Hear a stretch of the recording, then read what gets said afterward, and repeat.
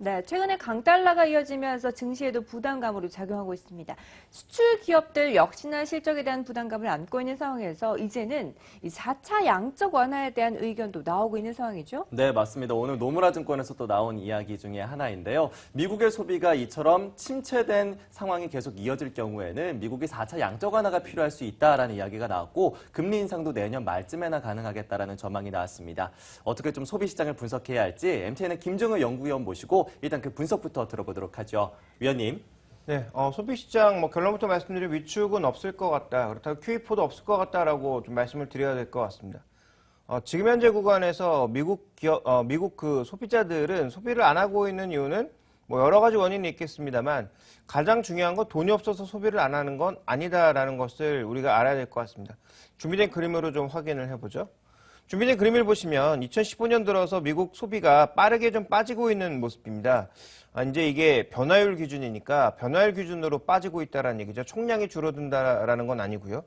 그런데 지금 보시면 반대로 저축률은 또 빠르게 올라가고 있습니다. 돈이 없는 게 아니라 저축으로 돈을 돌리고 있는 것이지 현재 구간에서 미국 사람들이 돈이 없어서 소비를 줄이는 게 아니다라는 점을 주목해 볼 필요가 있겠고요. 또 이쪽 그림을 보시면 미국 개인 소득 그리고 임금 소득이 나오는데요. 이거는 완만하긴 하지만 꾸준하게 올라가고 있습니다. 물론 최근 들어서 약간 정체되는 모습 나타나고 있지만 이런 개념으로 놓고 봤을 때 미국 소비가 지금 줄고 있는 것이 하반기까지 이어지면서 강하게 시장을 압박할 것이다라고 보는 건 제가 보기엔 미국 경제가 정말 뭔가 돌발 상황이 생겨서 다시 크게 악화되지 않는 한 일어나지 않을 일이다라고 봐야 될 것 같고요. 또 하나 주목해 봐야 될 포인트는 결국 고용 시장의 개선에 따라서 소비의 총량 자체는 꾸준하게 증가하고 있다는 점도 주목해 봐야 되는 거죠. 그래서 소비가 마이너스로 돌아서거나 이럴 가능성은 작다라고 봐야 될 것 같고요.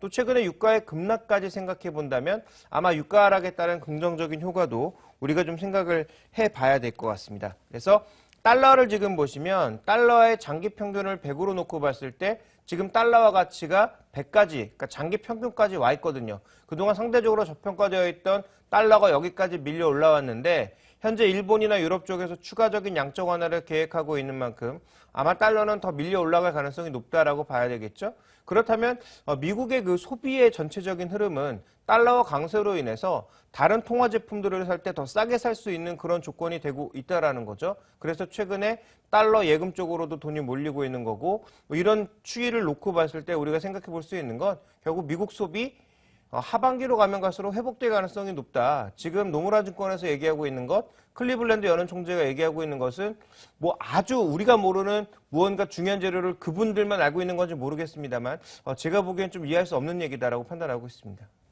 네, 미국의 가계 소득이 회복세를 보여주면서 소비 여력도 증가할 것이다라고 전망을 하고 계시는데요. 하지만 강달러 기조가 이어지면서 미국 수출 기업들의 실적 부진 우려는 여전한 상황입니다. 네. 그렇다면 강달러 기조도 좀 변환되지 않을까, 축소되지 않을까 싶은 생각이 드는데요. 어떻게 보시나요, 위원님? 네, 속도는 변화될 수 있겠지만 기조 자체는 쉽게 바뀌지 않을 거다라고 봐야 될 것 같습니다. 적어도 내년까지는 아마 그렇지 않을까라고 보고 있는데요.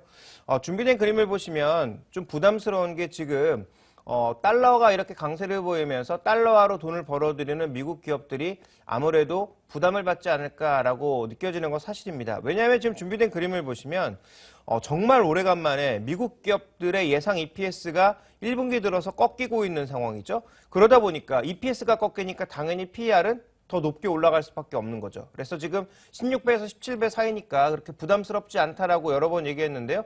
지금 S&P 500 기준으로 18배 이상을 지금 가고 있는 형국이거든요. 만약에 이번에 실적을 정말 검증해봤는데 예상보다 더 안 좋아졌더라라고 하면 20배 정도의 수준, 21배 정도 수준이 거의 고점 수준이니까 그 정도 부분에서는 조정이 나타날 가능성도 배제할 수는 없겠죠. 그렇지만 최근에 미국의 수출 비중이 아무리 많이 올라가 봐야 여전히 12%, 13% 정도에 불과하다는 거 생각해 보게 되면 미국이 70%가 넘는 소비를 포기하고 수출 기업을 위해서 강달러를 조절할 가능성은 생각보다 가능성이 낮다라고 봐야 될 것 같습니다. 최근에 나왔던 옐런의 발언도 결국은 속도 조절을 위한 발언 정도가 아니었나 이렇게 이해를 해봐야 될 것 같고요. 그래서 결론적으로 달러의 강세는 바뀌지 않는다. 다만 지금처럼 가파르게 올라왔던 속도는 과연 일본이 QE3를 강하게 하느냐 정도 또 유로화의 움직임이 향후 어떻게 되느냐 정도에 따라서 속도의 차이 정도만 있을 뿐 기본적인 기조는 내년까지는 바뀌지 않을 거다 이렇게 보셔야 될 것 같습니다. 자, 그렇다면 미국의 소비 여력도 충분하고 그리고 미국 경제가 강달러를 이겨낼 만한 힘도 충분하다라고 보셨습니다. 양적 완화 4차, 이 양적 완화에 대해서 그럼 가능성 아예 없다라고 지금 보시는 겁니까? 네, 저는 지금까지 나온 자료로만 본다면 제로라고 보고 있고요. 만약에 QE4를 할 정도의 돌발 상황이 생긴다면 자산 시장에는 긍정적입니다. 그런데 그만큼 미국 경제가 안 좋다라는 것이고요. 그나마 지금 선진국 쪽에서 믿고 있는 것은 미국 하나뿐인데 미국이 올해도 2% 후반이나 3% 초반의 성장률을 이루지 못하고 2% 초반대의 성장률을 만약에 다시 보여준다면 결국은 세계 경제에서는 일종의 마약에 빠지는 거죠. 그러니까 돈을 계속 투여해서 살아날 수밖에 없는 일종의 그런 관성으로 빠질 수밖에 없기 때문에 그런 관성은 결국은 나중에 큰 변동성을 불러일으킨다라는 관점에서 저는 QE4가 필요 없어야 된다라고 보고 있고요. QE4가 나오는 건 일시적으로는 좋을 수 있지만 장기적으로는 오히려 경제에 굉장히 악영향을 미칠 거다 이렇게 보고 있습니다. 네, 그렇다면 이제 종목들에 대한 이야기로 좀 넘어가 보도록 하겠습니다. 앞서 저희가 오늘의 포인트로 JC페니와 이마트의 주가에 대해서 비교를 해봤잖아요. 근데 오늘 장에서 JC페니의 주가가 그간 부진했음에도 불구하고 7% 이상의 급등세를 보여줬습니다. 오늘 이렇게 급등이 나온 이유부터 일단 분석을 해주신다면요. 네, 그동안 왜 부진했나 그리고 왜 급등이 나왔나를 살펴볼 필요가 있겠죠. 준비된 그림을 보시면 지금 JCPenney의 주봉인데요. 이 종목이 지금 2013년 중반까지만 하더라도 27달러였습니다. 지금 8달러입니다. 주가는 3분의 1 토막 이하로 내려가 있는 상황이고요. 그럼 왜 이렇게 내려갔느냐? 아시는 분은 아시겠지만 미국에서 대표적으로 K마트, 시어스홀딩스 그리고 JCPenney 같은 것들이 저가 상품들을 공급하는 대표적인 저가 상품 백화점입니다. 그러니까 우리나라로 치면 뭐 NC백화점 뭐 이런 식으로 좀 취급을 해야 될 것 같은데요. 그런 백화점류들이 인터넷이 하도 발달하다 보니까 또 인터넷 쇼핑들이 발달하다 보니까 가장 타격을 받았습니다. 그래서 수익이 줄어들고 매장을 폐쇄하는 그런 경우가 굉장히 많았죠. 거기다 2009년도 경제 위기가 나타나면서 미국 내에서 문을 닫은 매장이 굉장히 좀 많았는데요. 그런 부분들이 이제 부담이 되면서 장기적으로 주가가 여기까지 내려온 거죠. 그런데 최근엔 왜 올라가고 있느냐? 조금 전에 이제 이준희 앵커도 얘기를 해주셨습니다만 증권사의 의견에서도 나오듯이 구조조정을 굉장히 많이 한 상황에서 판매 단가가 조금씩 좋아지고 있고요. 그리고 뭐 K마트나 아니면 시어스홀딩스처럼 더 강력한 구조조정을 했던 쪽에서는 최근에 인터넷 판매 비중이 절대적으로 올라가고 있습니다. 성장률 기준으로 봤을 때 오프라인 성장은 거의 제로에 가까운데 온라인 성장은 거의 20% 이런 식으로 나타나고 있거든요. 그래서 월마트 같이 온라인에 대응을 잘한 업체는 아직도 견조하고요. 이제 막 온라인 대응을 하고 있는 업체는 온라인 쪽에서 성장성이 빠르게 나타나고 있고 그다음에 개별 품목에 대한 단가가 좋아지면서 그런 부분들의 반등이 최근 들어서 나타나고 있다고 봐야 되는데 이게 추세로 자리 잡을지는 조금 더 지켜봐야 되겠지만 어쨌든 이 종목에 있어서의 가장 중요한 핵심은 구조조정과 최근에 성장 산업들을 조금 키우면서 그나마 살아나고 있는 정도다. 그래서 지금 죽을 뻔한 그런 이 환자가 일종의 응급처치를 받고 숨을 쉬고 있는 정도라고 우리가 좀 이해를 해보시는 게 좋을 것 같습니다. 네, 이 구조조정을 통해서 최근 들어서 부진에서 벗어나면서 반등을 시도하고 있습니다. 종목군별로도 매출이 증가하는 모습 나타나고 있는데요.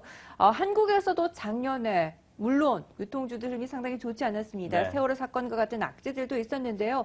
올해 초부터 다시 저점을 통과하면서 반등을 시도하고 있고 가격이 워낙 낮아지다 보니까 밸류에이션 매력도도 증가하고 있는데요. 위원님은 어떻게 평가하시나요?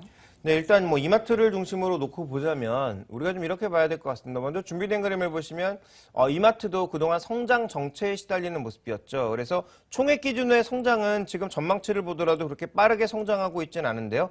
다만 보시면 전통적으로 가장 많은 비중을 차지했던 이마트의 점포 비중이 점점 줄어들고 있습니다. 연도가 가면 갈수록 줄 것으로 예상이 되고 있고요. 늘어나는 것은 트레이더스라든지 아니면 이마트 몰이라든지 이런 성장 쪽에서의 전반적인 추이가 늘어날 가능성이 있고요. 가장 이제 손실을 주었던 중국 이마트 같은 경우에는 이제 폐쇄를 아예 해버렸죠. 사업 자체를 접어버렸으니까. 그래서 이익이 안 되는 부분은 과감하게 구조조정. 그 다음에 성장하고 있는 트레이더스와 이마트몰을 적극적으로 키우면서 투자하고 있다는 점을 주목해 볼 필요가 있겠고요. 거기에다가 이제 슈퍼마켓이라든지 편의점이라든지 이런 것들도 서서히 제자리를 찾을 가능성이 높아지다 보니까 결국은 이런 거죠. 대형 할인점의 비중은 점점 줄어들고 이마트몰과 트레이더스의 비중이 점점 올라가면서 이것들이 앞으로 이익을 높여줄 가능성이 있다. 그러면 이익이 당장 좋아지느냐? 그렇진 않다라는 거죠. 왜냐하면 뭐 중국 법인을 폐쇄하는 과정에서 나타난 충당금 개정도 좀 필요할 것 같고요. 그다음에 여전히 좀 위드미를 포함한 편의점 진출 사업도 안정을 찾기 위해서는 아직까지는 적자 사업이기 때문에 이런 것들을 처리하는 과정이 필요할 것 같고요. 또 지분을 갖고 있는 조선호텔의 지금 면세점 확장을 위한 자금도 필요하고요. 그러다 보니까 지금 당장 실적이 좋아질 가능성은 작은데 미래 성장 산업에 이렇게 조금씩 투자하고 있다는 점을 주목해 볼 필요가 있겠고요. 지금 밸류에이션을 보시면 밸류에이션이 그렇게 비싸지가 않습니다. 그래서 이런 부분들이 반등의 근거가 되고 있어서 뭐 어느 정도의 반등은 나타날 것으로는 보고 있는데요. 이 반등의 끝이 그렇게 멀지는 않았다. 그리고 추세적으로 반등하기 위해서는 아직 실적 확인이 필요하다. 이렇게 정리해 보겠습니다. 이마트 앞으로 성장을 하긴 하겠지만 실적을 좀 더 판단해 보자라는 이야기 해주셨고요. 마지막으로 우리나라의 아시아인프라 투자은행 참여에 따른 수혜 업종을 좀 꼽아보도록 하죠. 화학이나 건설 업종 등이 꼽히고 있는데 이들 업종들에 대한 이 수혜 기대감은 얼마나 크다고 보십니까? 그러니까 한마디로 어제도 이제 지난번에도 말씀드렸지만 AIB에서 가장 중요한 건 핵심은 우리나라가 지분을 얼마나 따내느냐와 지분을 따내는 것과 동시에 그것이 지분율이 수주를 따내는 것과도 동일하게 취급이 되느냐 이게 핵심입니다. 그러니까 지금 뭐 우리가 당연하게 뭐 건설업종, 화학업종 뭐 많이 얘기를 하고 있습니다만 전부 다 쓸모없는 얘기들이죠. 우리가 지분을 확보했는데도 만약에 수주를 못한다? 아무 쓸모 없는 겁니다. 그래서 실제로 지금 여기에는 뭐 유럽의 테크닙을 포함한 지금 전 세계에서 가장 유명한 건설 회사들이 모두 달려들고 있는 상황이고요. 미국의 반대에도 불구하고 돈이 되니까 여기에 무슨 승냥이 떼처럼 들어가서 먹을 게 있나 없나 지금 찾아보고 있는 하이에나 떼들이 되고 있는 상황이고요. 그다음에 중국과 인도의 로컬 업체들과 비교해 봤을 때는 가격 경쟁력에서 비교가 안 됩니다. 과거 이제 우리나라가 유럽 업체들을 물리치고 가격 경쟁력으로 중동에 들어갔던 것처럼 지금 중국과 인도 업체들이 워낙 저가로 밀어대고 있기 때문에 가격 경쟁력은 이쪽에 떨어지고 기술력은 유럽에 떨어진다라는 거죠. 그래서 우리가 지금 확인해야 될 건 반드시 지분율과 함께 수주권도 따내는지를 확인하고 가셔도 늦지 않다. 다만 기대감은 언급해 주셨던 뭐 화학 플랜트, 건설업 중에 나타나고 있다. 이렇게 봐야 될 것 같습니다. 네, 알겠습니다. 이렇게 해서 아시아인프라투자은행에 대한 수혜 업종들까지 모두 다 짚어봤고요. 이어서 우리 시장에 대한 대응 전략도 세워봐야겠죠. 네, 시장 시작하기 전에 미리 전략을 세워보도록 하겠습니다. 오늘장 선 전략 함께 하시죠.